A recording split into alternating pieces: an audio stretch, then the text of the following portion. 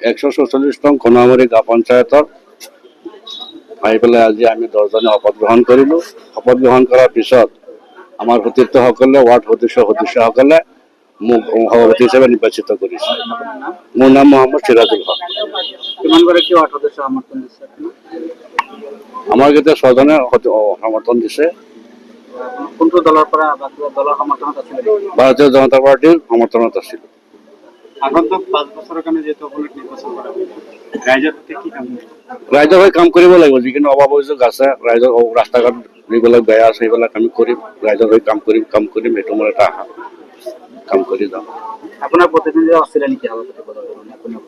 প্ৰতিদ্বন্দ্বিতা বুলি নহয়, আমি একেটা দলৰে আছিলোঁ। বন্ধুত্বমূলক আমি তাত হেৰি কৰিলোঁ। প্ৰতিদ্বন্দ্বিতা বুলি ক'লে ভুল হ'ব। আমি একেলগতে আছোঁ। আমি এওঁ মোৰ ভতিজাই হয়, গতিকে আমি তাত এটা হেৰি কৰিলোঁ। আমি নিৰ্বাচিত হৈছোঁ, সিও মোৰ লগতে আছে। এগেনিষ্ট বুলি নহয়, এগেনিষ্ট কৰা নাই, মোৰ লগতে আছিলে। বন্ধুত্বমূলক কৰিলোঁ, কৰা জিকিলোঁ, মানে ভতিজা মোৰ লগতে আছে এতিয়া। আপোনাৰ নাম? মোৰ নাম আব্দুল সাদিক, বৰঘাট গাঁও পঞ্চায়তৰ 7 নম্বৰ ৱাৰ্ডৰ মেম্বাৰ। কিমানগৰাকী ৱাৰ্ড সদস্য আজি সমৰ্থন দিলে আপোনাক? 8জন। কেনেধৰণৰ হ'ব বা কেনেধৰণে কাম কাজ কৰিব আগন্তুক দিনত যিহেতু নিৰ্বাচিত কৰিব? কাম কাজ ধৰক নিষ্ঠা আৰু সত্যতাৰে মানে কাম কৰিবলৈ আশা আছে, যাতে ৰাইজৰ লগত এই 5টা বছৰ মানে আপোচত ধুনীয়াকৈ নিজৰ পৰিয়ালৰ নিচিনা যাতে আমি মিলি সকলো একেলগে থাকি পেলাই কাম চাম কৰিব পাৰোঁ, তাত যাতে কোনো বাধা বিঘিনি নঘটে, সেইটো কাৰণে মোৰ চেষ্টা কৰিম। আপুনি কোনটো দলৰ সমৰ্থনত আছিলে? মই বিজেপি দলৰ। প্ৰথমবাৰ মই সভাপতি হিচাপে এইবাৰ প্ৰথম নিৰ্বাচিত হৈছোঁ। মই বিজেপি কৰোঁ বহুত আগৰ পৰা।